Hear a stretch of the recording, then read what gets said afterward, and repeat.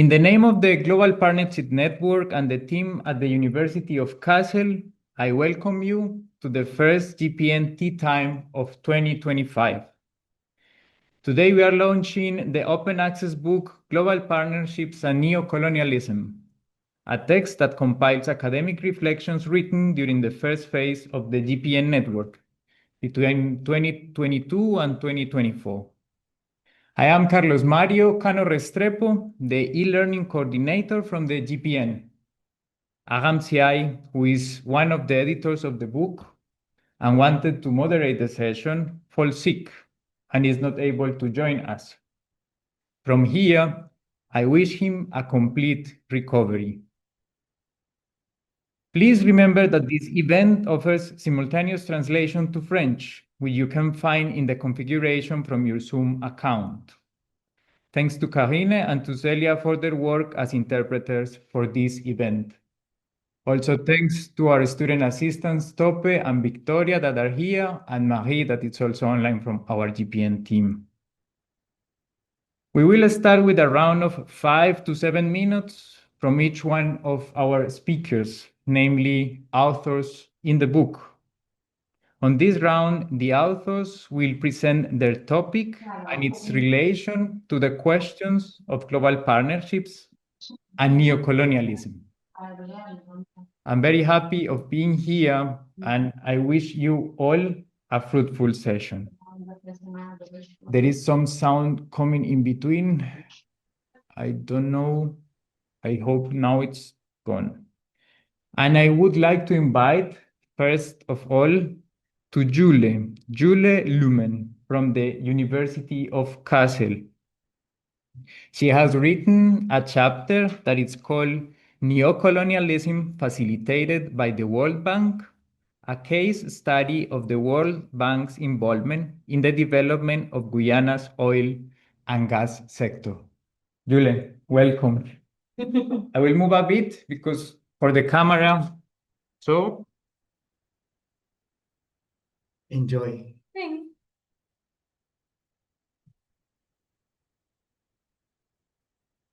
Right, so hi everyone who's here and online, and thanks for the lovely introduction, Carlos. I'm very happy that we're doing this book launch today. So as Carlos said, I'm Jule Lüm. I'm currently a master's student in global political economy and development. And I'm also one of the co-editors of the book alongside with Aram and Praveen. So I'm very happy that we're doing this book launch today. And then I'm also seeing some of the authors for the first time. And I also, alongside my studies, work with a German environmental and human rights organization called Urgewald. And both in my studies and in my work, I've been critically engaging with the World Bank, I would say. And so when my colleagues a few years ago mentioned that the World Bank was financing the development of major oil and gas fields in Guyana by a US company, that kind of like caught my attention, and I decided to take a closer look at it. And so I did in the chapter that I wrote for this edited volume. So 10 years ago, back in 2015, the US oil company called ExxonMobil that discovered huge quantities of oil and gas off the coast of Guyana, which is a small coastal country in the northern part of South America.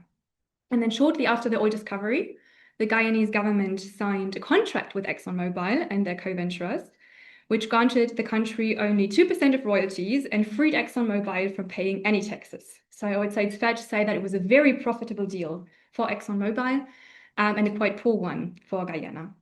And then under these conditions, the World Bank then came in and provided a technical assistance of 55 million to Guyana between 2018 and 19, which was aimed at developing like new fiscal and legal framework for the oil and gas sector. And of course, the World Bank then said, well, our mission is to support the Guyanese government in managing its petroleum sector. But others were a lot more critical, and they suspected that the World Bank supported a continuation of the colonial history of the country, especially the exploitation of its resources in favor of the fossil industry. And that was kind of like the starting point for the research that I did. And so my chapter analyzes the World Bank's role in the development of Guyana's petroleum sector and whether the World Bank consolidated neo-colonial structures in the country. And in that process, I also wanted to find out who profited most from the World Bank's intervention and what were the consequences for Guyana. And so in light of the theory of neocolonialism, which is also in the title of our book, I found especially two aspects that were particularly interesting to me. And so the first one was that through their technical assistance, the World Bank established new petroleum laws. So the World Bank kind of like pushed for new legal frameworks, claiming that Guyana's regulations and legal frameworks were outdated. Whereas then local activists and lawyers said, well, we just have like very high environmental standards, which make it very hard to start oil and gas production in the country. And now the fact that, to me, showed parallels to neocolonialism was that the law firm hired by the World Bank to draft these laws has been ExxonMobil's go-to law firm for 40 years. So the very same company that is now drilling for oil in Guyana. And this obviously raises very serious questions about whose interests these new laws and regulations serve. And when I then looked at the Petroleum Act that was like published, I think 2 years ago, we can see that it centralizes a lot of power in one minister and kind of like bypassed parliamentary control over the oil and gas sector. And then it also eases a few aspects about petroleum production and transportation. So it enabled ExxonMobil, for example, easier transport of their petroleum products, etc. So yeah, it was quite favorable for the oil and gas industry. And yeah, and then this obviously, to me, can be seen as part of neocolonial dynamics, where like external actors come in and they shape domestic policy in their own interest, or in this case, in the interest of the oil and gas industry. And then another aspect I found very interesting was the timing of the World Bank support. So in March 2019, when it paid the second tranche of their technical assistance loan to Guyana, the government had received a vote of no confidence a few months earlier because they were not trusted to manage the oil and gas sector in the best interest of the people. And so while the World Bank stopped other projects in the country, arguing that it had no legitimate government and no finance ministry at the time, they still went ahead with this project. And so this support for like aligned elites, despite democratic concerns in this case, can also be seen as a neocolonial strategy that in this case also undermined national sovereignty.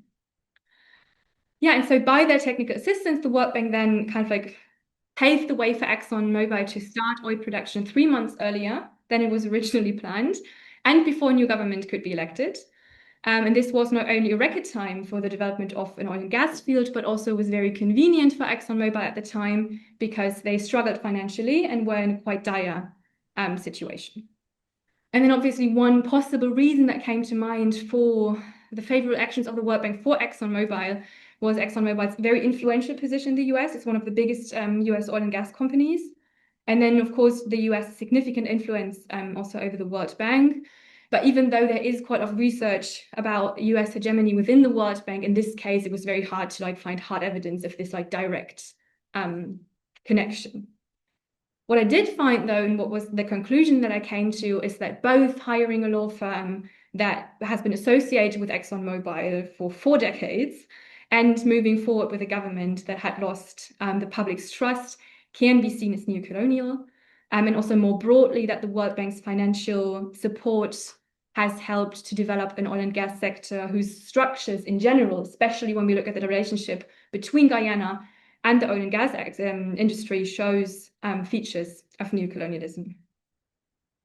And to maybe give like a very brief outlook on the consequences, which are always quite hard to forecast, obviously, is that since the start of the commercial production, obviously Guyana's GDP has risen a lot, even though they receive very little of the revenues. It belonged to the poorest nations in South America, so obviously they grew economically, but also their public debt has surged by nearly 167%, and is expected to keep rising.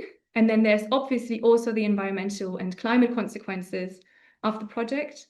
So through this indirect financing, the World Bank has circumvented its pledge to no longer finance upstream oil and gas projects. And it also locked Guyana into a fossil fuel dependent future. So Guyana originally was planning to become 100% renewable in 2025. And now they risk to become one of the biggest CO2 emitters per capita globally. And Guyana is also very prone to climate change. So it has been a carbon sink. So 85% of the country are covered in rainforest. But a majority of the country lies below the sea level. They have almost 500-kilometer coastline. 90% of the population live along that coastline. And so obviously, with rising temperatures and the climate crisis, they are very prone to floods and are already experiencing rising sea levels and extreme weather events.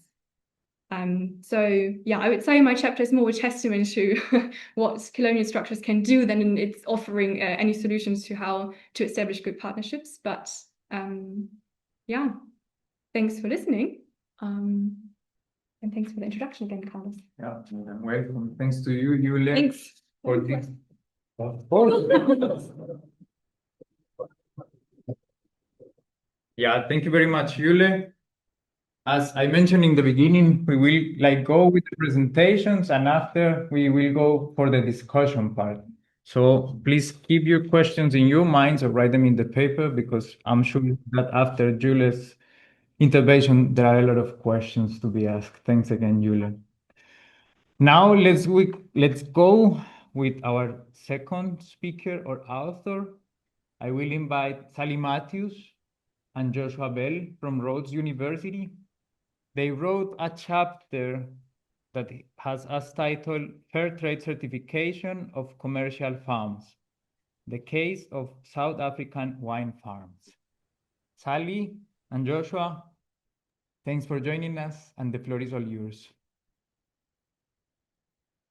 Hi, thank you, Carlos. So this was a co-authored chapter based on Joshua Bell's PhD research, which I supervised. So I'm going to just say, take 1 minute, and then I'll hand over to Joshua because it's really his research. But this chapter deals with fair trade and the fair trade certification of South African commercial wine farms. So just to introduce fair trade, the fair trade movement is a movement that tries to respond to trade injustices. And so if we link it to the idea of partnership, the idea with fair trade at the beginning was that it involves partnerships between farmers or between farming cooperatives and consumers, facilitated by the fair trade movement. And the idea is that farmers and farm workers will get fair pay and good working conditions. And then what the certification then means is that consumers can be reassured that if they buy the fair trade certified chocolate, or in this case wine, or whatever else, that they can know that this was produced in a way that was fair to the workers. But there's been a lot of controversy around fair trade.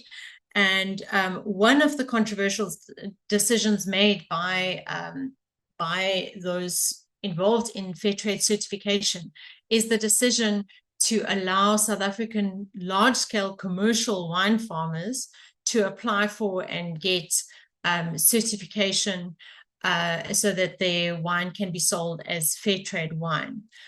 So I'm going to hand over to Joshua, who will explain to you why this was controversial and how this links up to some of the neocolonial issues being discussed in this book. Thanks. Cool. Thanks, Prof. And good afternoon and, well, hello to everyone.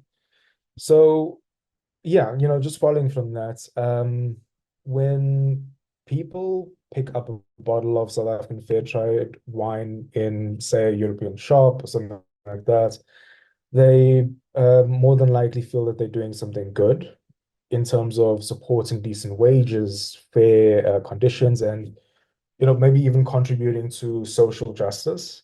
And that's the power of the fair trade label as a tool of global partnership. But the story behind this partnership in the South African context is more complicated than that. So, I mean, as Professor Matthews said, that Fair Trade International traditionally focused on small-scale producers, but it made a significant shift in the South African context in the early 2000s, where it allowed for the certification of large-scale commercial wine producers. Those of whom are often, it's a primarily white-owned industry, and that reflects the colonial and apartheid history of the country.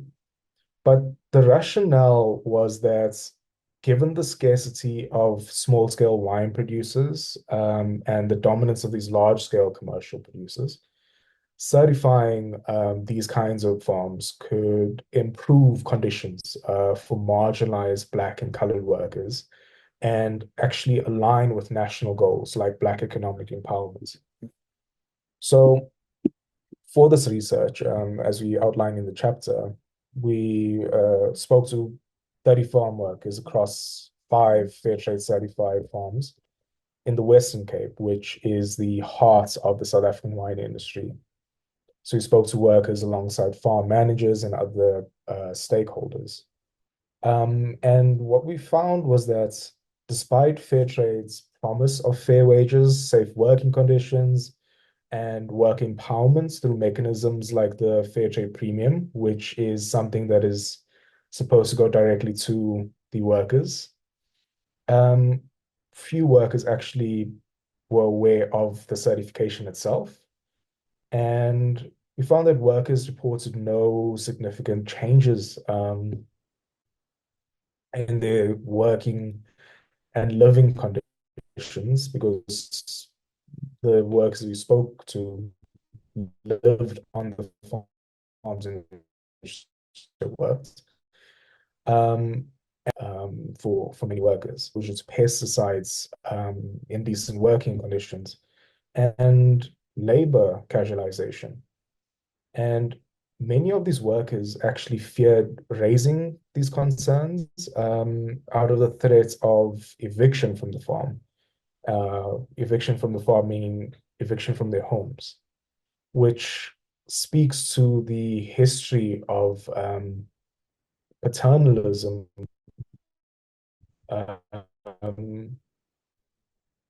and is an issue trade certified farms. So through this research, we raise the question of whether fair trade certification truly transforms conditions or if it merely serves as a market access tool for producers like these.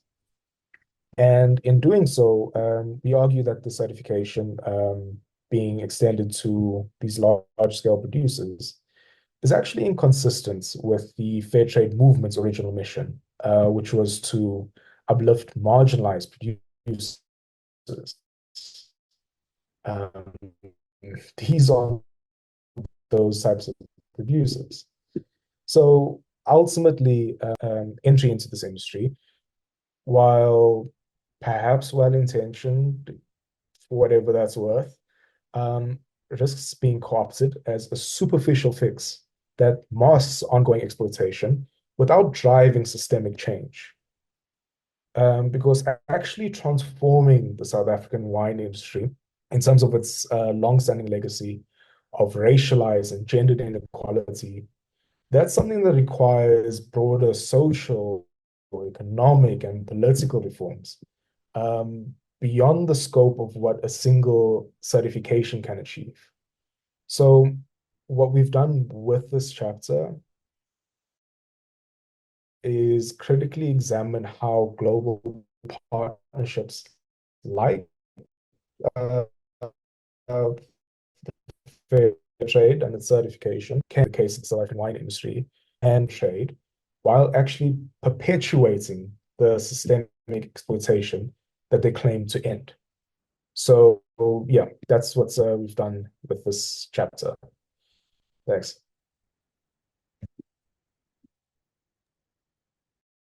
Hey, Joshua, thank you very much for the presentation. We faced some like technical issues in some moments. The video like got unfortunately frozen, but I think, I mean, I was able to follow basically 90% of it, but just to be aware that something due to technical issues was lost. Thank you very much. Questions, please keep them for the discussion part. Now, I want to invite our next author, Praveen Jha. from the GNU in India. He just told us that he's driving on a taxi at the moment, so he might have some unstable connection. But when we tried, we were able to listen to him properly.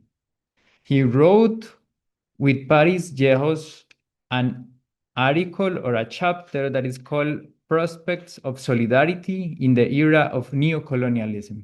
Praveen, very warm welcome.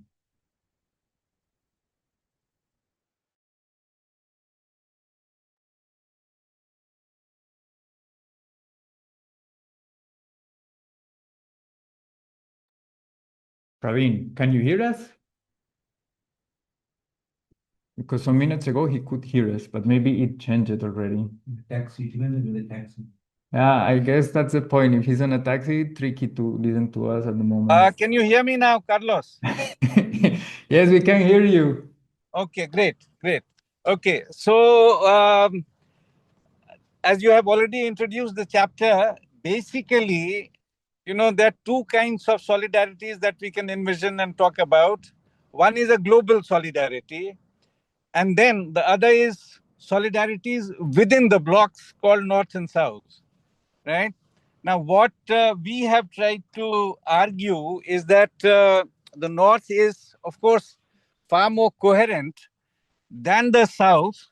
And then we have used essentially a kind of descriptive formulation in our chapter, which comes from tricontinental, basically talking of the North and South and how the North sort of revolves around the US as the biggest power, right? And then a set of countries which is described as rings around the sort of key actors of 5 countries,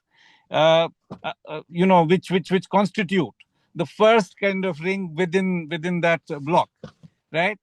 Then we think of South, which is so North as such consists of approximately some 49 countries, according to this formulation. South of approximately 145 countries, right? But it is much more disparate, so disparate that it is suggested that we shouldn't even call it a ring. These are simply groupings which are far more disparate, far more incoherent, far more sort of in terms of purpose and connections, etc. Not quite there, etc. So in a sense, how do we then look at the world at the current juncture? And this paper was written just before Mr. Trump arrived on the scene. Now that, of course, has made things, somewhat more uncertain, etc. But we can talk about that later in the Q&A session. So basically, the idea is, as if we put the central arguments that we have offered in this paper, we find Kwame Nkrumah's formulation, neocolonialism, a very apt kind of analytical construct, but we make a distinction between what we call early neocolonialism and late neocolonialism. Late neocolonialism for us is the period of neoliberal globalization, beginning 1960s, end of 60s, early 70s, etc., with Thatcher and Reagan and so on and so forth, and then spreading like a wildfire to the rest of the world, yeah, especially after the collapse of Soviet Union, yeah, the pace that it gathers and so on. So we make sort of a kind of a construct called from Bandung moment to Berlin moment, right? Which is a metaphor for us as regards the collapse of whatever it was, USSR and so on, yeah. So that is something which then tells us that prospects of solidarity between the North and the South has become even more challenging, even more difficult, and so on. And if we locate it in the long march of capitalism with the corporate actors coming to the center of it and so on, especially from 1930s, 40s. In fact, if you look at Lenin's analysis and Bukharin's analysis, we talk of towards the end of the 19th century that these monopoly sort of actors had become extremely powerful. So to basically summarize our position for the current juncture, which is that contemporary capitalism is not only a capitalism of generalized monopoly finance capital, but it is also tightly controlled by the plutocrats who have benefited immensely and disproportionately from the growing concentration and centralization of capital in its various forms, especially during the neoliberal era. So that is why this distinction between early neocolonialism and late neocolonialism. Centralization of economic power works and has worked in close tandem with political and social power, in which control over frontier technologies and institutions, of course, play a huge role. This is the second important point, co-optation of the bourgeoisie from the South as junior and unequal partners, subaltern partners in contemporary global value systems under the command of monopoly finance capital headquartered in the North has shrunk considerably the autonomy for policy making in the South, whether in economic or other domains. Taking the above two together, contemporary global capitalism resembles a system under a powerful stranglehold of collective imperialism, led by the historical imperialist powers of the Triad, which is USA, EU, and Japan. At the global level, there has been a massive expansion of relative surplus population precisely because of these tendencies, with its overwhelming concentration in the system's peripheries and super peripheries.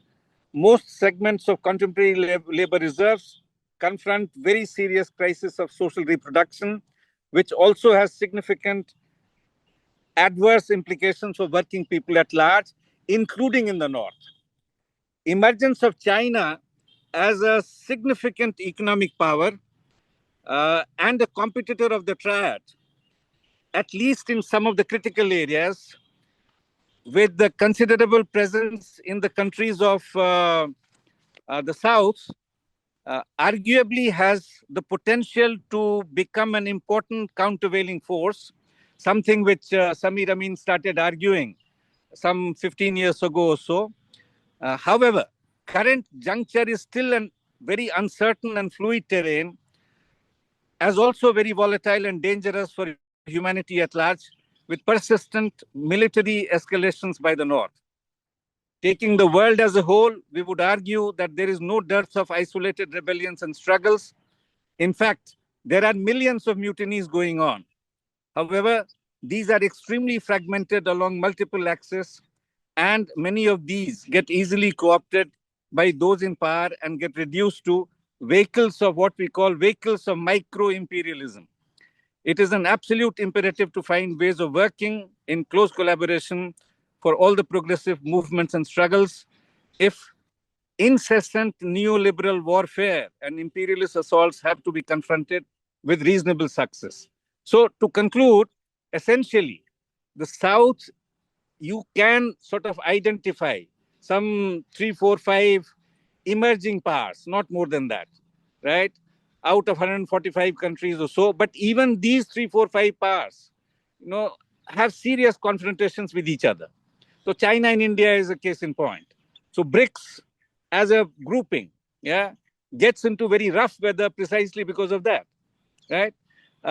Likewise, Brazil, I mean, the kind of journey it has had during the last, let's say, 3 decades or so, that again poses very serious challenges because much of the time, Brazil wants to be in the pocket of, who, the US, right? So there are all these challenges. So as a result of that, the drain of wealth from the south to the north, in fact, has got accelerated very significantly, right?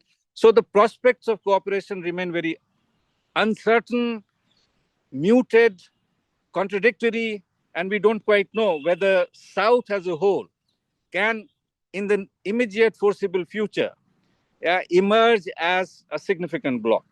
right? As we have argued in this paper, there are a handful of countries which indeed have economically become better off and so on. And China is, of course, the leader of the pack. Yeah. But the world has become far more sort of unstable, uncertain, and so on. And the last point, coming of Trump, of course, has been a tectonic shift in terms of economic order, social order, and so on. But we also need to keep in mind that Trump is doing what Biden was already doing, right? So in that sense, in terms of systemic tendencies, there is a lot of continuation, systemic tendencies associated with imperialism. Okay, so Carlos, let me stop there, and then we can get back during Q&A if there are some questions. Thanks for your attention. Thank you very much, Praveen, for your intervention. And yeah, looking forward in the discussion to talk a bit more about the issues and what's going on, not only in the US, but the repercussions that we have all around the world about that. And last but not least, and fresh arrived to Kassel, Germany, I want to invite to Devan Pillay from WITS. He will talk, or basically in the book, he wrote a chapter called In Search of a Democratic Eco-Socialist Politics. Devan, we are very happy to welcome you here in Kassel for the next 4 months. And then, please, have a seat. I'm looking forward to your talk. Change something. Yeah, but if you want to sit, because I don't know where is the other camera, if it is here or I guess it's this one. Now it should appear here. Yeah, but now I need to click here, I assume. Because here you're there. I don't know why. Choose meeting on my camera. I said yes. Thanks. Perfect. Okay. Thank you. Good. Thank you, Carlos. And I can't say good evening, good afternoon, good morning, well, all of that to all of you. To my comrades out there, Comrade Praveen, thanks for your input. I was tempted to say something about but I suppose that's for afterwards. Except to say this, and we've had some very interesting chats. We haven't covered our agreements and disagreements fully, but at the last GLU conference, we had an interesting debate about the North-South characterization, whether that's a useful way of putting things, especially given today's context, where Trump is disorganizing the North, as it were. And whether we have all the angels in the South and all the devils in the North. Well, part of the reason why the South cannot get together is because there are also many devils in the South. So there's a limitation to a valid characterization up to a point, but a limitation if we are seeking a new type of, well, what I call a democratic eco-socialist politics. You may call it something else. The eco-socialist being taken into account much more centrally than 20th century socialist politics, the ecological dimension, but also with that, the issues of patriarchy, which come much more centrally in focus, especially in the revolution currently ongoing in Rojava in northeast Syria, which is a sort of a mini case study in my chapter. And Rojava in many ways, and this is more in my footnote because it's a very controversial issue, complicates this what I call one-dimensional anti-imperialism, which locates imperialism solely within the EU and the USA and does not see other forms of imperialism, for example, Russian imperialism. in relation to Ukraine as the most recent phenomenon. But nonetheless, with those introductory remarks, I want to come to my paper, which I'll go straight to the conclusion because there it sharpens some of the contradictions, perhaps, and quote from Kohei Saito, who's a Japanese Marxist scholar who's written a lot recently about eco-socialism and degrowth. Not a term that I'm fond of, and I criticize it as a term in the paper, but the degrowth, if you're going to call it the paradigm or body of literature, engages with a whole range of social, ecological questions. And it was initially criticized by eco-socialists, but now there's a convergence to a large extent, and they talk about eco-socialist degrowth. And Kohei Saito goes even further, and his book explicitly says that Karl Marx, we're all familiar with, was actually a degrowth communist, and he talks about degrowth communism. Whether that's the case or not is obviously open to debate. Now, he had a very, very popular book published in Japan. And for a book on eco-socialism and degrowth communism, it sold 500,000 copies in Japan in the Japanese language.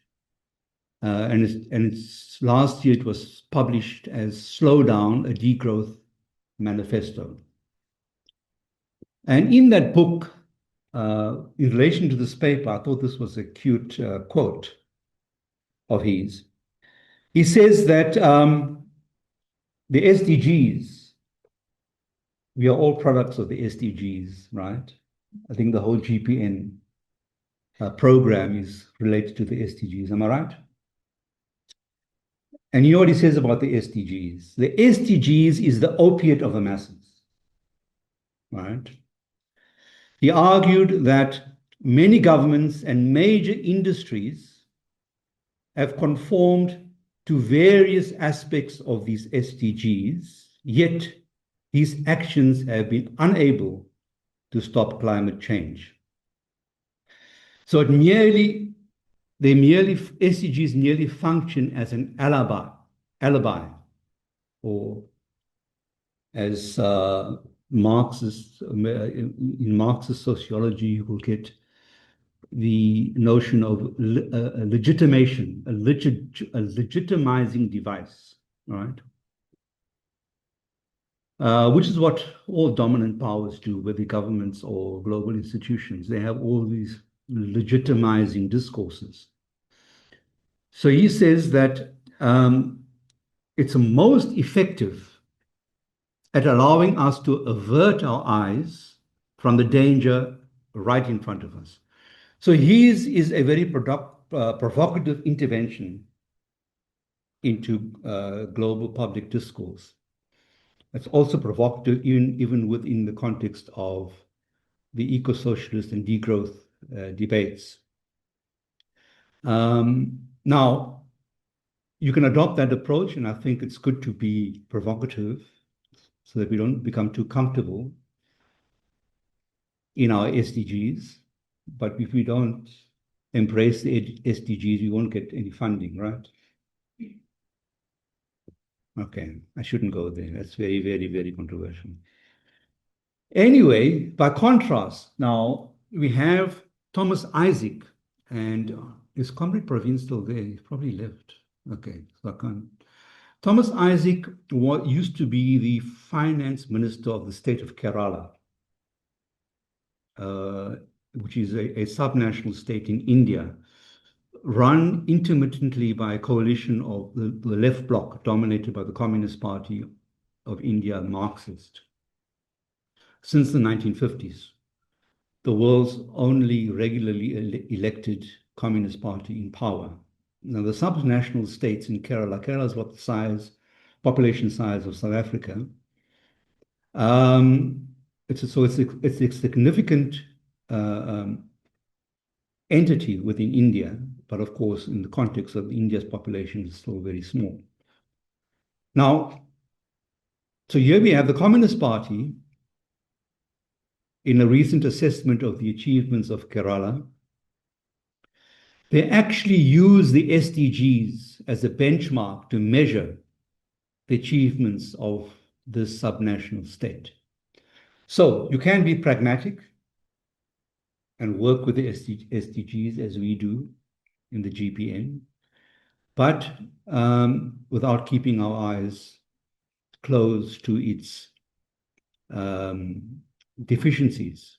So whether we the UN's SDGs and the partnerships they call for are impotent distractions, according to someone like Saito, or useful targets to mobilize around, according to someone like Thomas Isaac, it is apparent that radical social ecological struggles are necessary to confront the crisis of fossil capitalism. So to just talk of capitalism, not specifying its rootedness in fossil fuels, is no longer wise today, because that dimension is what is facing humanity, and the destruction of the earth as we know it, as a livable planet for mammals. I mean, the earth will carry on living, but we might not survive. Unfortunately, we're going to take other mammals with us if we carry on with this rate of exploitation of natural resources and waste and emissions. So the democratic humanist alternative, and this paper goes through a range of different forms,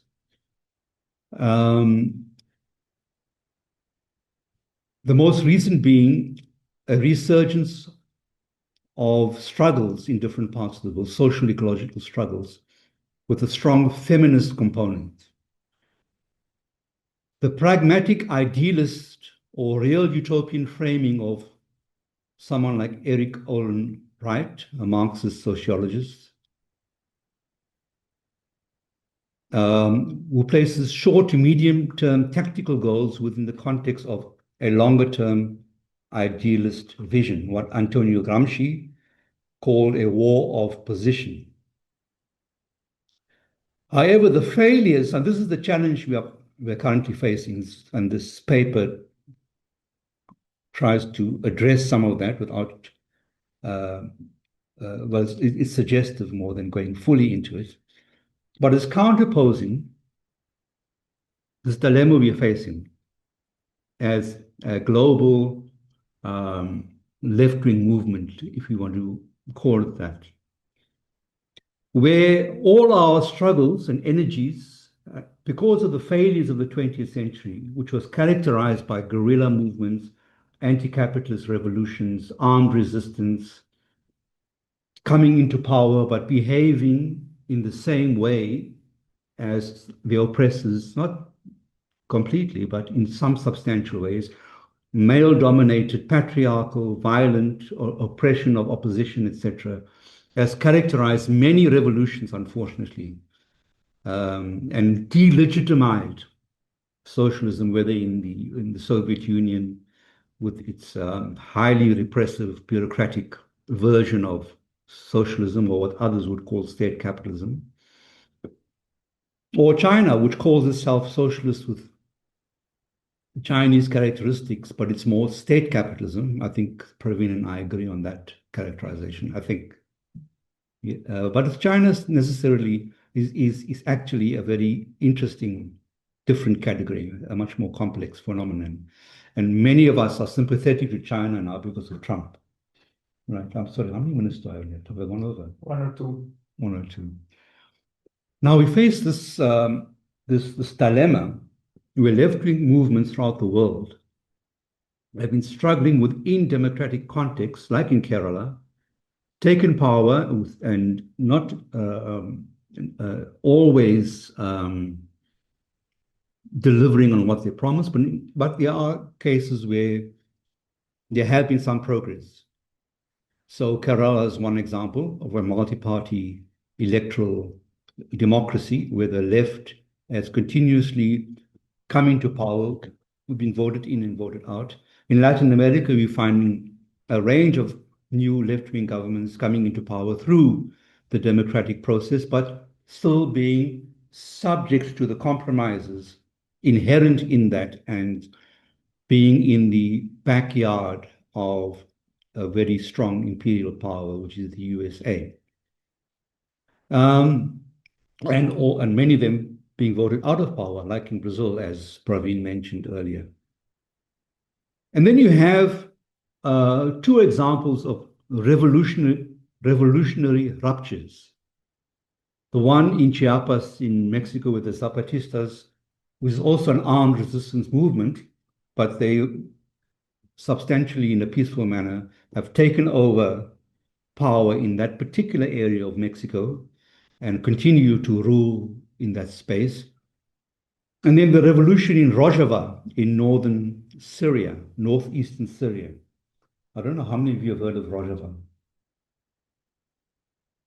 Because if you haven't, it's very, very sad that many people don't know that there's a real active live revolution happening as we speak for the past 10 years, 10 to 12 years, where women have actually taken power.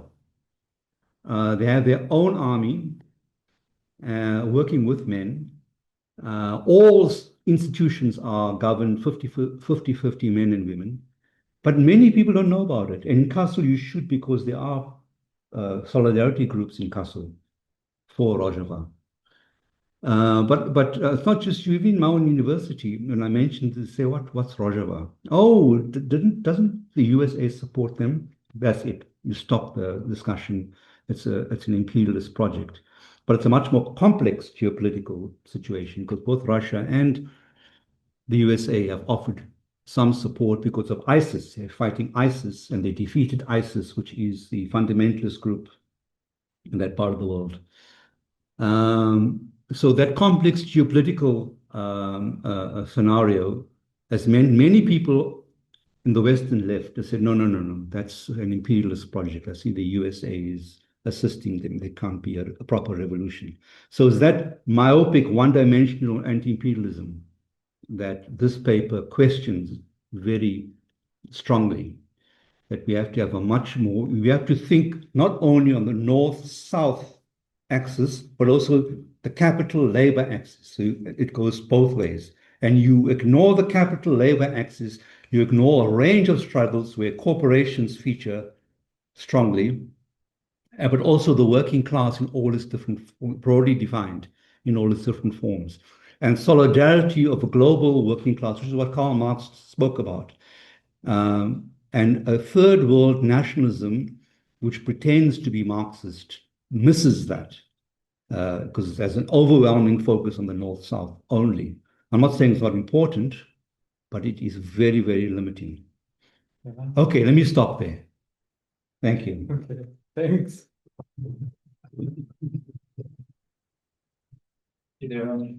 I guess there is a technical issue because one of the cameras is off. So we will try to solve it briefly because I guess it's from here. Both are on, but both are showing the same thing. Both are showing the same thing. And camera Vexel. Yep. Maybe there. Tope, can you try to organize it if it works? Yeah. Now, can you see both of the cameras? Yes. Amazing, because now we are going to enter into the discussion part, and that's why it's nice that you can see us all. But you say something else, Marie. No. Oh, all good. Okay. To all the authors, thank you very much. Hi, Hubertus.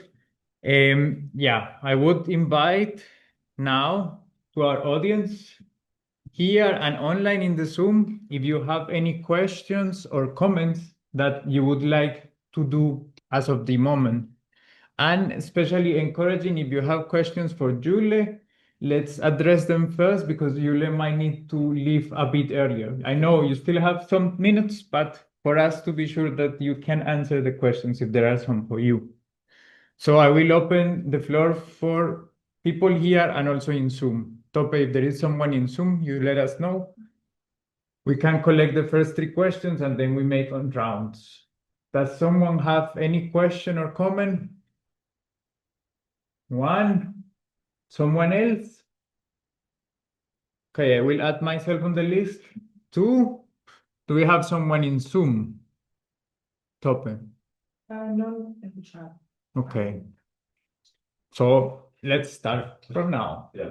Okay, thank you very much. First of all, thank you all of you for very interesting topics, very interesting presentations.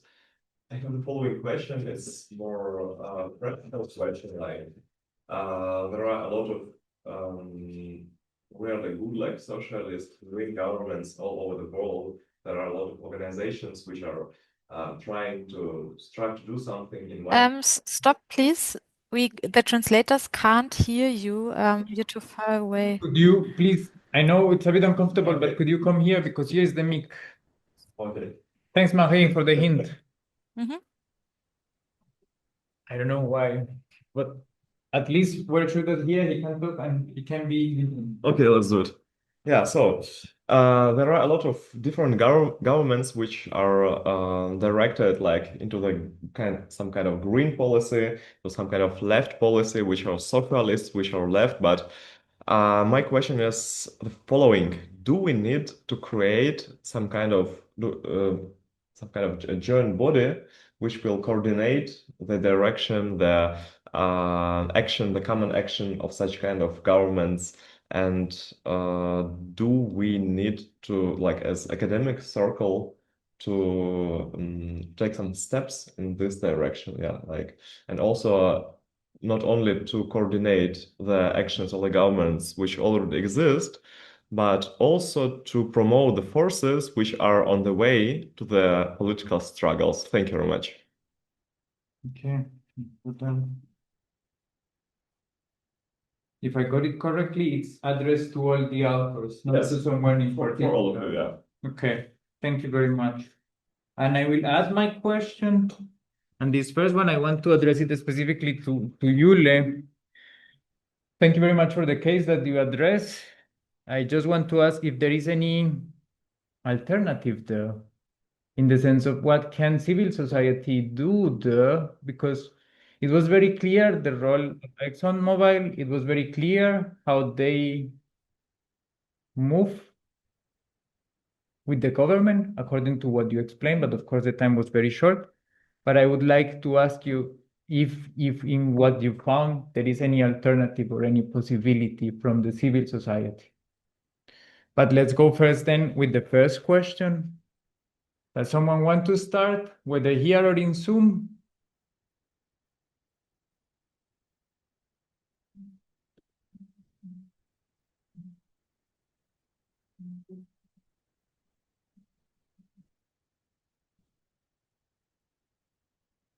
Just to recall, it's about the idea. If I am misunderstood it, please let me know, but I will try to recall it. It's about the idea of a green policy and to create a joint body of the people or the organizations that want to make a common action of this kind of movements. But As a social policy. social body, okay. And also as academics, what the steps need to be done in this direction, right? Yeah. Yeah. Or I would even say like third world policy direction. Third world policy direction towards a green policy, according to what I understood. Yeah. Like, yeah, social policy includes green agenda and so on. Okay.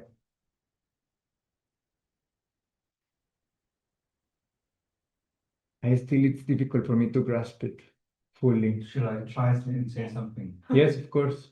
But if you want, come here, because I assume that the translators cannot hear you or the interpreters. Or I can try to move a bit the mic. No. Push the button, hold the button. Yeah. Does it work? Yeah, it should work. Okay, can you hear me?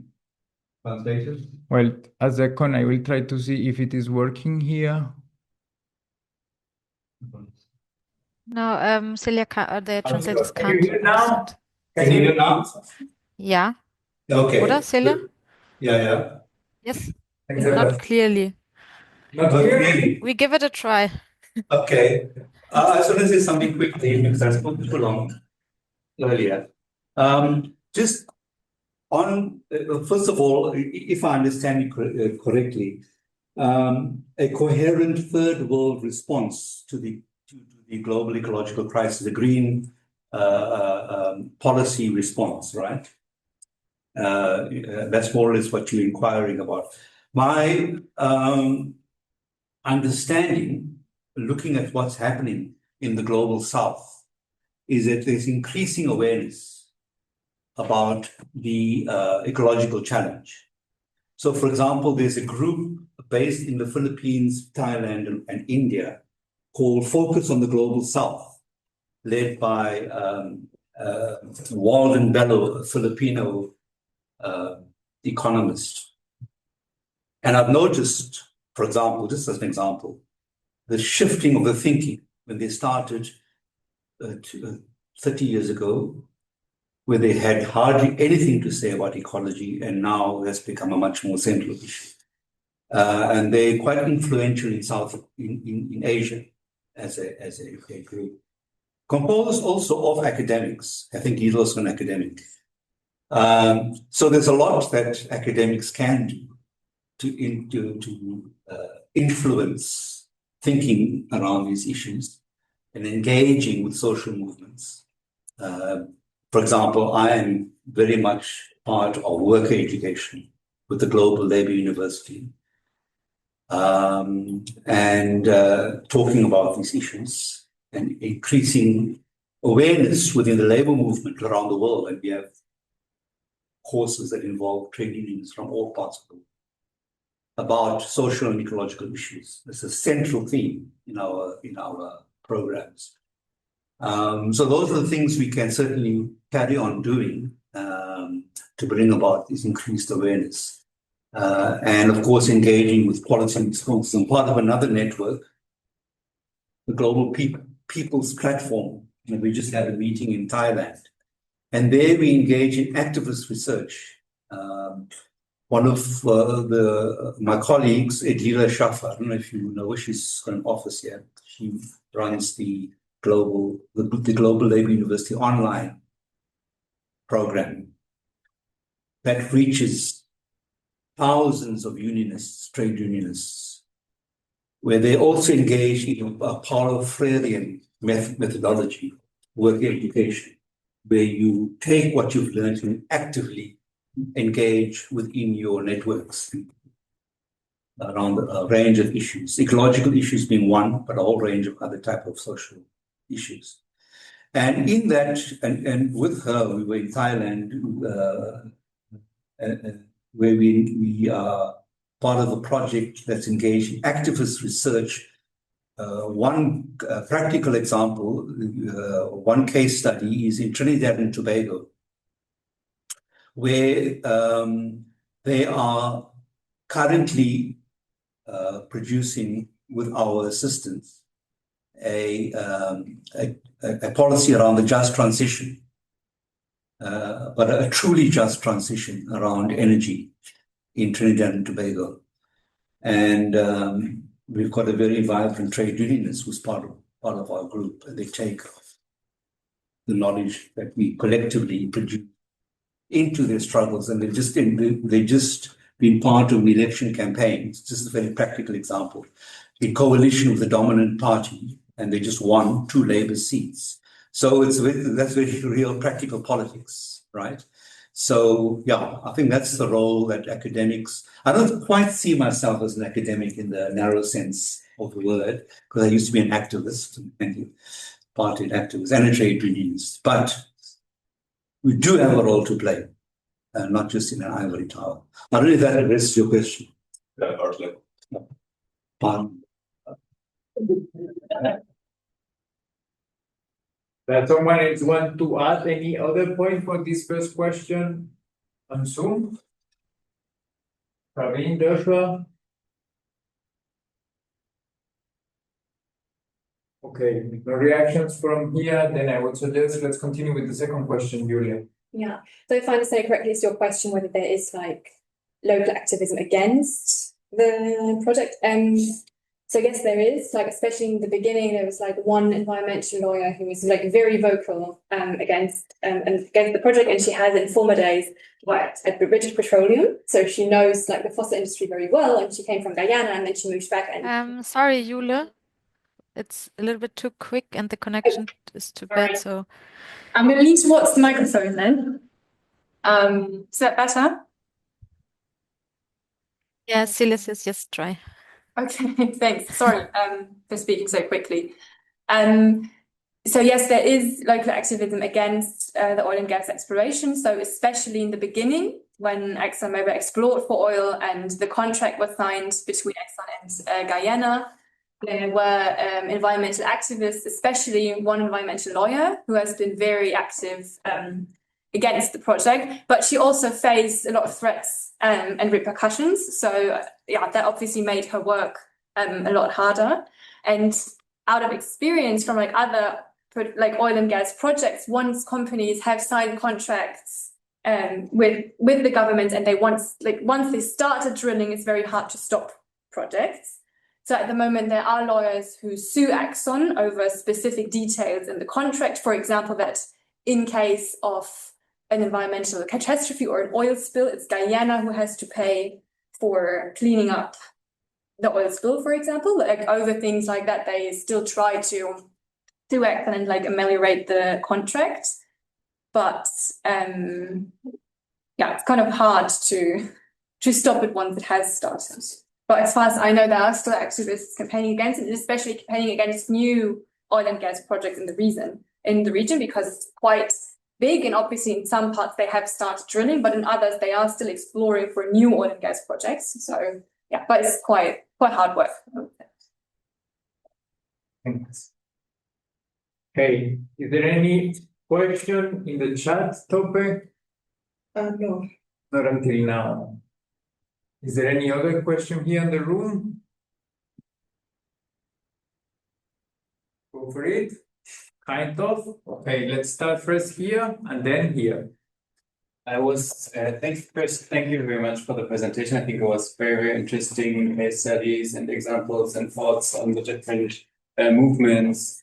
I was wondering if someone wants to add something about the part that Aram brought, since he is not here today. In case that this is possible, I would be interested. And also, I forgot my second question.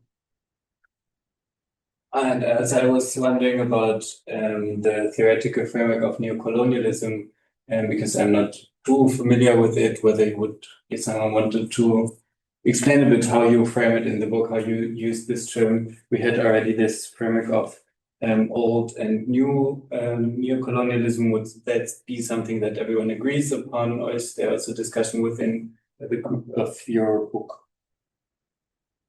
Thank you.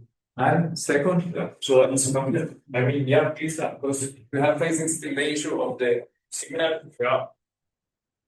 yeah, thank you very much. Unfortunately, I won't be able to hear all the answers because I will have to go in 5 minutes or so. But still, my question is to all of the speakers. What do you think?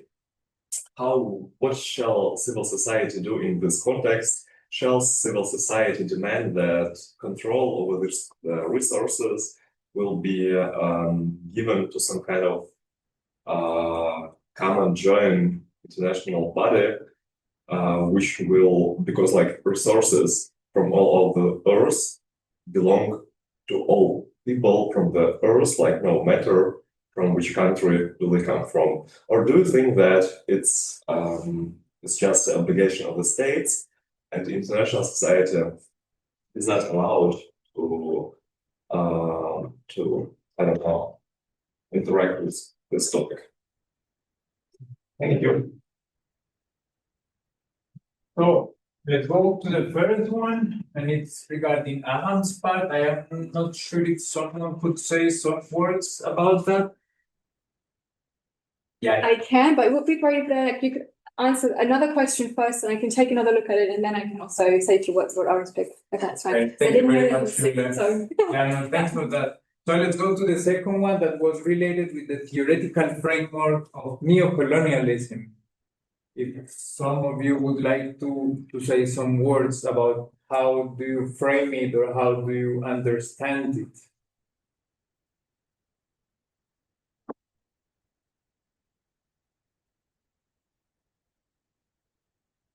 I'm not sure. I cannot see. Is Joshua there?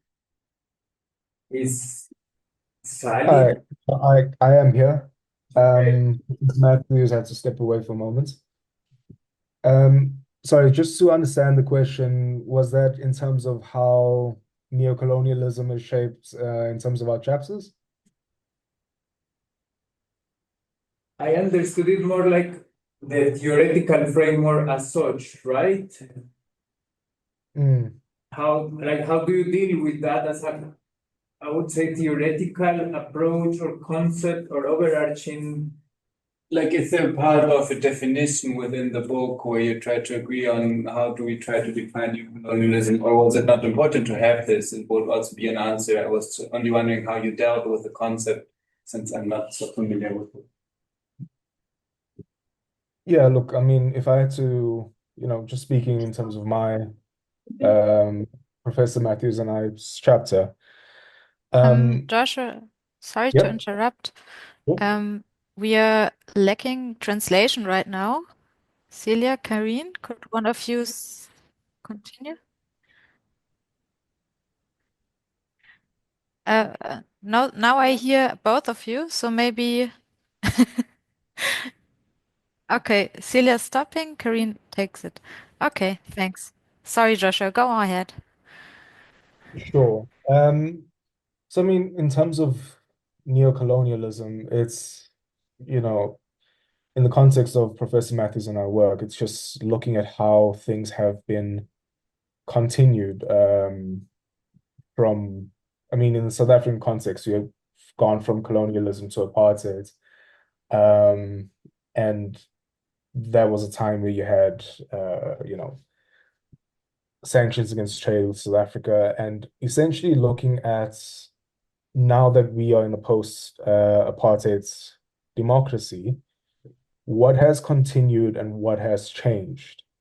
And that's been quite helpful in the case of discussing fair trade, because that's, the labels entered the South African context, and we are now selling products as being fairly traded. But when we measure the experience of workers against the history of farm work in the wine industry, we're seeing that despite the certification and assurance of these international labels, that there isn't actually enough change, or the change hasn't been significant. We are approaching, neocolonialism in terms of looking at the systemic reforms that are required. So, I mean, you have a fair trade certification, but what about land reform? What about a shift from paternalistic work relationships and stuff? So I don't know if I've address the question entirely, but the understanding of neocolonialism that we've approached this with is through a systemic view rather than individual based. But yeah. Carlos, may I come in? Yes, Praveen. Thank you, Joshua, for your intervention. All right. So, the idea of neocolonialism, as I guess most people in this room would know, is courtesy sort of, the great Ghanaian comrade, Kwame Nkrumah. And it's very simple. It's exceedingly simple. As he put it, that all our economic policies, along with other policies, are being dictated from outside, are being controlled from outside, and so on.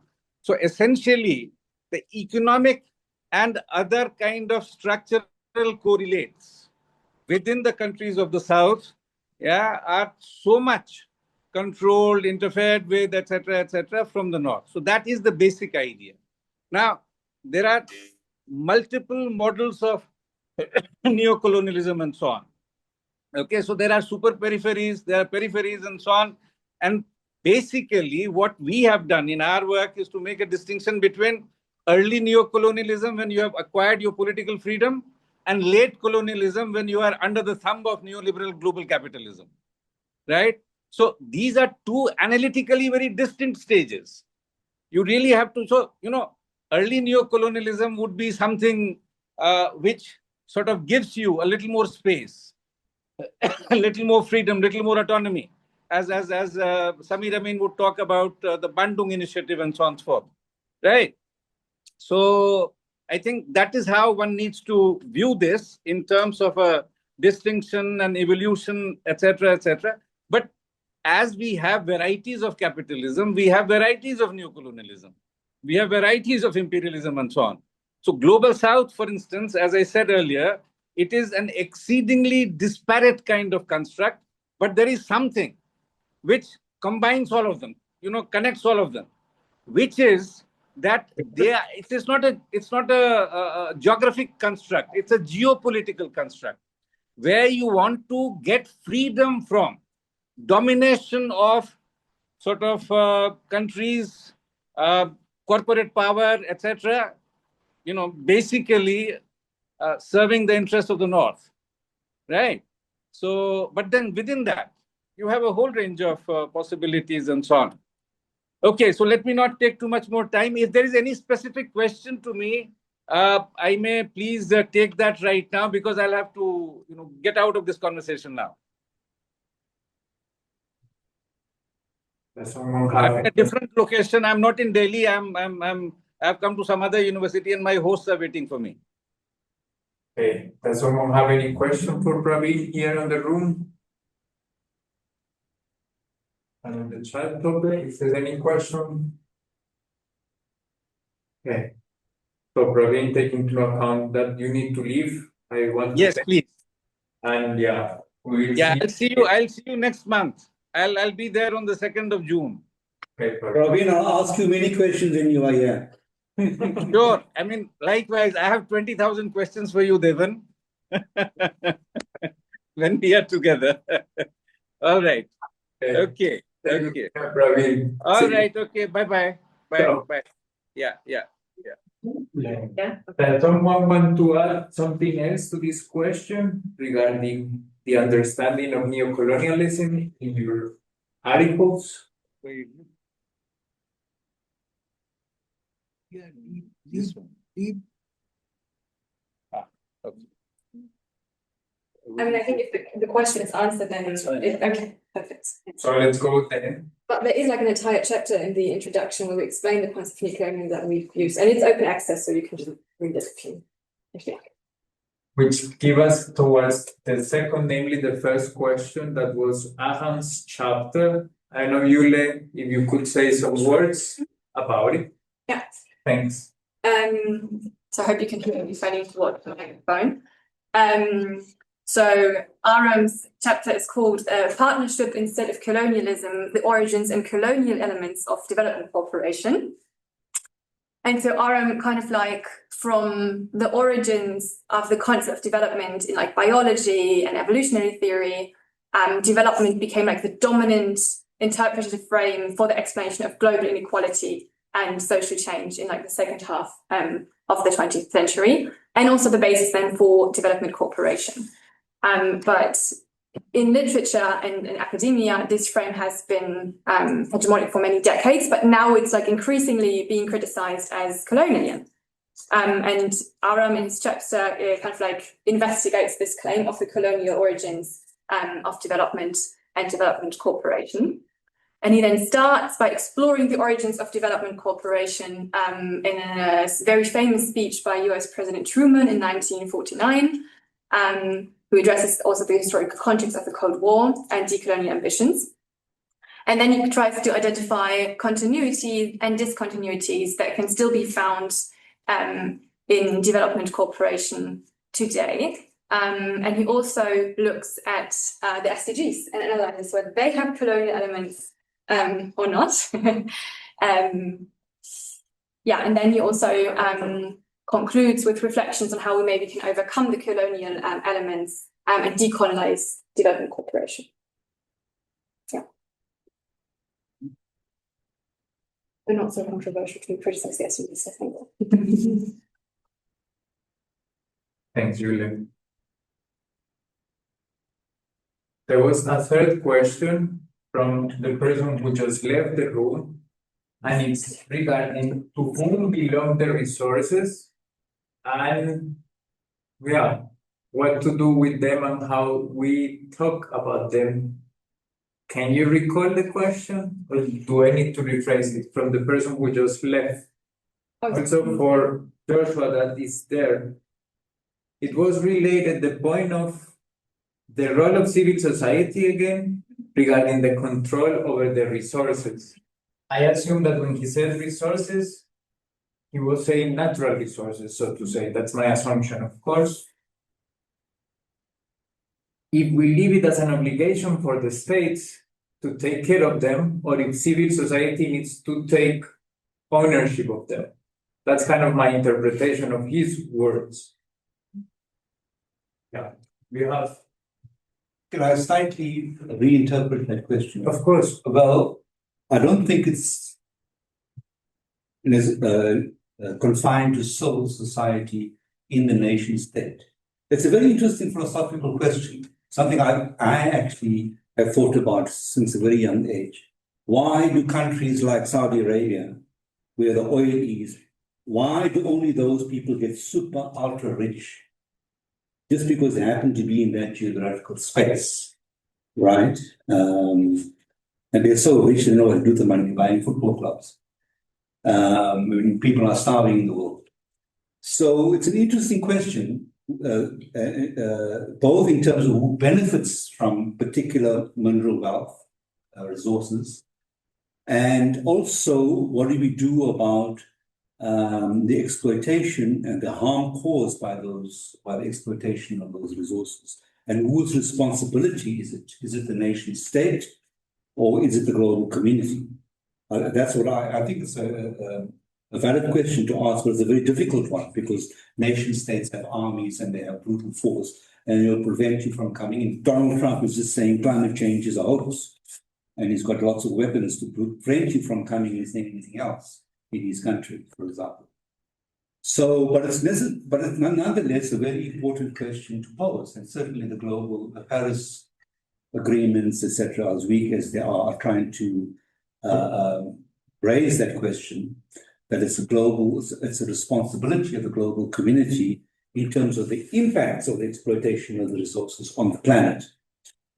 It hasn't been questioned, because it's a difficult one to question, as to why do only particular elites control the state, like in Saudi Arabia, as a graphic example. Why do they only benefit from the immense wealth from these resources in that geographical space?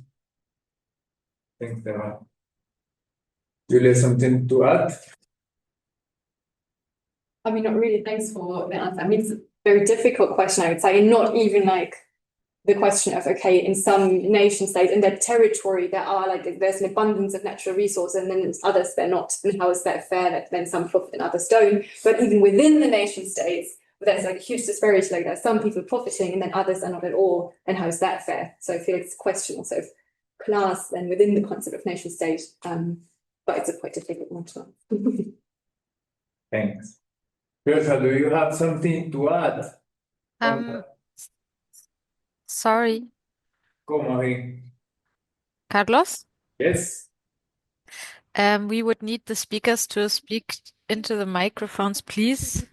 Okay, then I will switch again here to the microphone. Can you hear us here better now? Karin? Yes, okay, they say yes. Okay, I will also a bit not too loud because it's loud here. Good. Yeah, then if someone needs to intervene from now until the end, we just have more 20 minutes. It's not like much. Please come here. Eva, but first, sorry. Joshua, I don't know if you have something else to add on this last question. Yeah, there was a really interesting point about how do you actually deal with these issues of exploitation. And when I think about that in the context of my research, it's such a tricky thing because, like say, with South African wine farms, there's exploitation's a pervasive issue. But if we were cut off again, in terms of international trade and stuff, and this is the thing with dependency, this manufactured dependency, the fall of large-scale exploitative producers here would also like massively harm farm workers. And that's makes it quite tricky to navigate through. And I mean, in terms of the role of civil society within South Africa, they've been very proactive in criticizing whether it's trade unions, journalists, or nonprofits and stuff. The only issue is that their voices get lost by the points of the international stage. And at the end of the day, what happens within South African wine production is largely regulated by, the international wine market. And that's a massive issue. So, yeah. Thanks, Joshua. Eva, you had a comment or a question. Would you like to pose it here, please? I pay a bit of moving around. Yeah. Thanks. So thank you very much, everyone. Thanks for the presentation and the question. So I'm just wondering, even while I'm studying GPED, it's the point that we're always talking about the problems. Like, here is the problem, there is the problem, there is the neocolonialism, neoliberalism, everything. So we are also doing studies, but actually where we are going and the point, I mean, the issues of solidarity, where can we begin this solidarity and how can we really work together? I guess Praveen also said something like that. I mean, we talk like there is a group of countries that belongs to global south and group of countries belongs to global north. And we also, as Divan said, that categorize that global north is the devil and global south is a kind of victimized countries are there. But there is also some kind of countries or the people who has some sort of extra power. So we understand everything, we talk about those things, but where we are actually going, I mean, or from where we can start or where we can come together and work on solidarity towards something greater. I mean, I feel like every time we are just saying, this is the problem, there is the problem, but what we are doing and how, yeah, it's also important that we bring up these issues so that we can understand it's happening all over the world. However, I guess it's also important to say something that, yeah, it happened and we did this. It happened and we have overcome the situation, or we have brought these things in front of the people. So it's not a question, not a discussion. I don't know what it is, just my concern that actually what we are doing or where we are going while we're talking about post-development studies and all. Yeah. Thank you.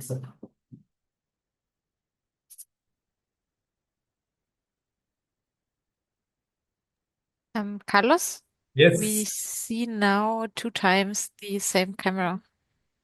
So wait a second. And now? Yes. Is it working? Now you see the ceiling. Perfect. Now it's coming.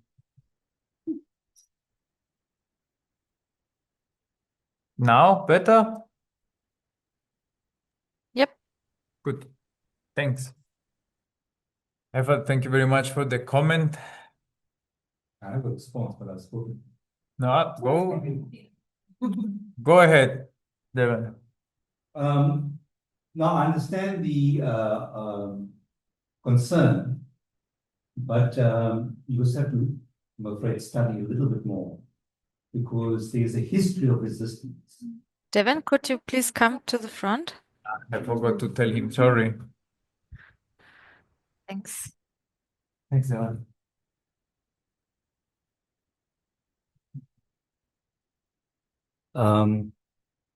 Okay. So there is a history of resistance, and yes, it is difficult in this current global context. But for example, one relatively recent initiative, I don't know if you've heard of it, is the World Social Forum. Now that emerged around about 2002, 2003, just at a time when the Workers' Party came into power in Brazil, and they were a key part of that initiative, although it's meant to be a civil society initiative. And it took on quite a strong global character. And they had a range of gatherings in different parts of the world. I've been to a few. And that was an attempt to galvanize civil society around alternatives. And you had a wide range of groupings there, from NGOs, social movements, and to some extent political parties, although they tried to minimize the role of political parties and governments. But there was one gathering, I know, when Hugo Chavez was then the president of Venezuela, came, and some people loved him there, other people were concerned about a government playing a strong role. And now the World Social Forum doesn't have the same impact as it used to have, but nonetheless, the elements of it are still there. There are still some regional gatherings. So these things are happening. Apart from that, you have these global accords, which can be severely criticized as being weak, like the Paris Agreement, etc. But nonetheless, those are responses. And those are sites of engagement, as it were, even if they are more top-down and the corporate sectors try to capture some of it. So maybe it's not such a great example, but nonetheless, it's there as a response. Then there are those specific responses, apart from the global labor movement, which has been on the back foot, but re-emerging much. Are you from Bangladesh? So the labor movement there. It's got its presence in the garment industry, etc., to fight exploitation. But I specifically focus on real living examples of revolution, like Rojava, which is a major response. In a very local context, yes, that's true.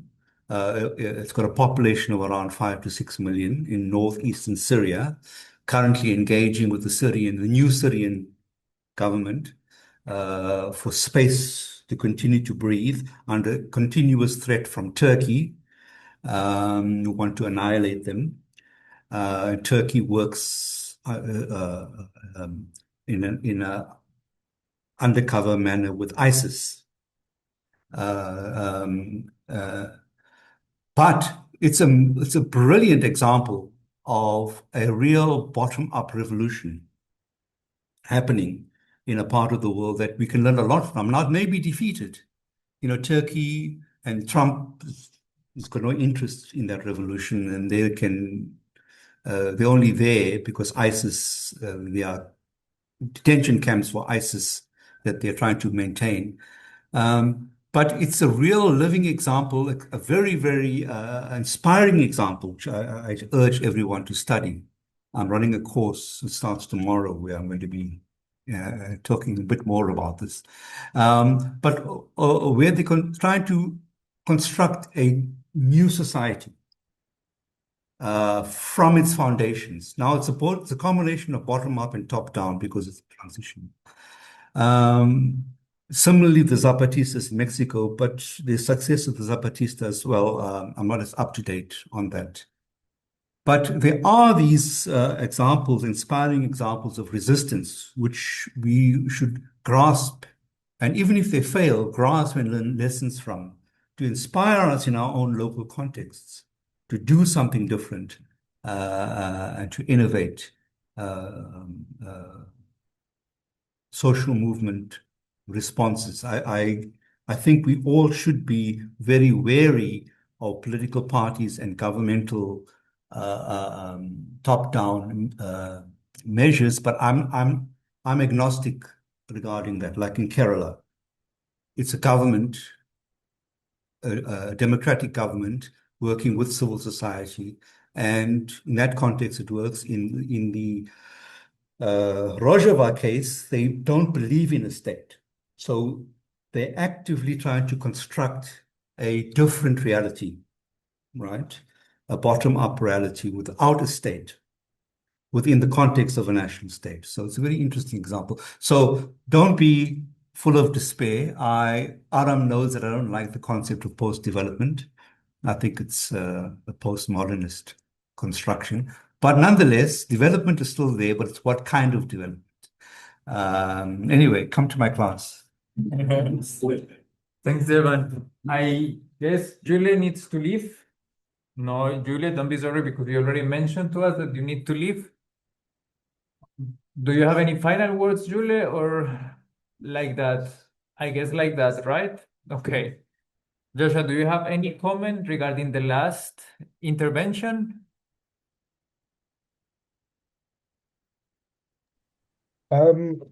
Yeah, I mean, a broader point, it is important to look towards solutions, and I, definitely taking that point. But I think the benefits of these discussions of neocolonialism and thoroughly diagnosing the issue is that it helps us ensure that for whatever solutions we do come up with, we understand context and history and implication. Because I mean, with any form of resistance or social movements or developments, one of the greatest risks, is not just direct resistance from those that would keep it from happening, but is co-option. So I think that through the thorough exploration and diagnosis of the issues, we can have a better chance of making sure that they aren't reproduced in different forms. But yeah, that's just addressing that question.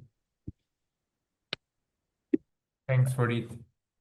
I would like, in my role of moderator, also to add something else, making the disclaimer that I was not part of the book, but just the moderator today, is that you are asking from where are we going to start, or what is the, and for me, the starting point is to recognize the difference as the common point. If you start recognizing the point that, I don't like to use the word we, but if you start from recognizing that it's a difference already, but that we can sit together and look at the eyes and recognize that difference, but upon that, in the difference, find maybe certain commonalities, I guess that is where to start. So I guess the starting point is the difference, but not a difference that separates us from each other, but a difference that brings us together.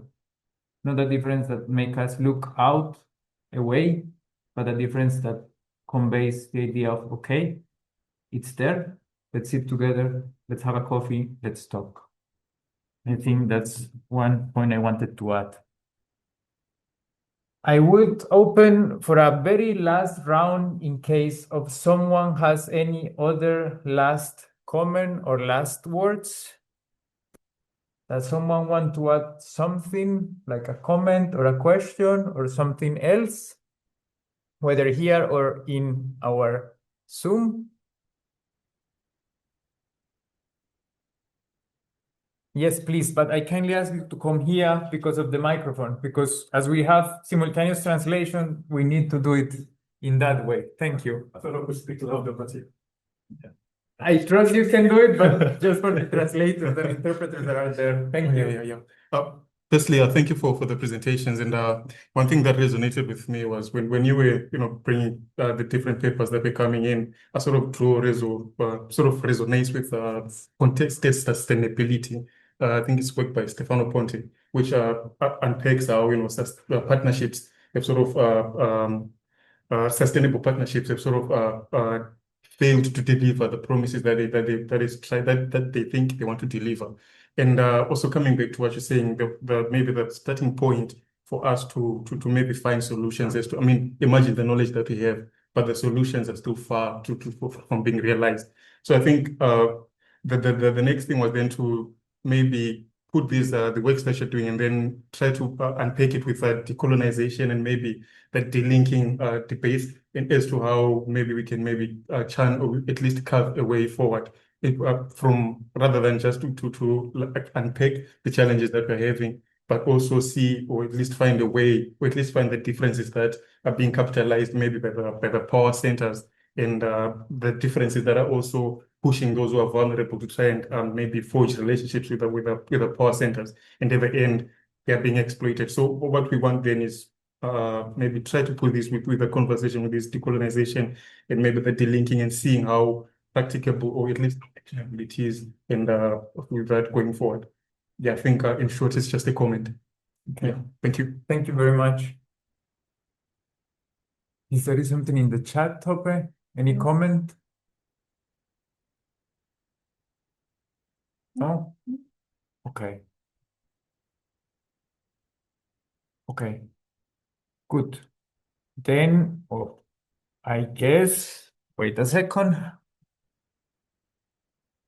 So, if there are no more comments via Zoom and there are not more comments here on the room, I would like to thank you all for being here and also via Zoom.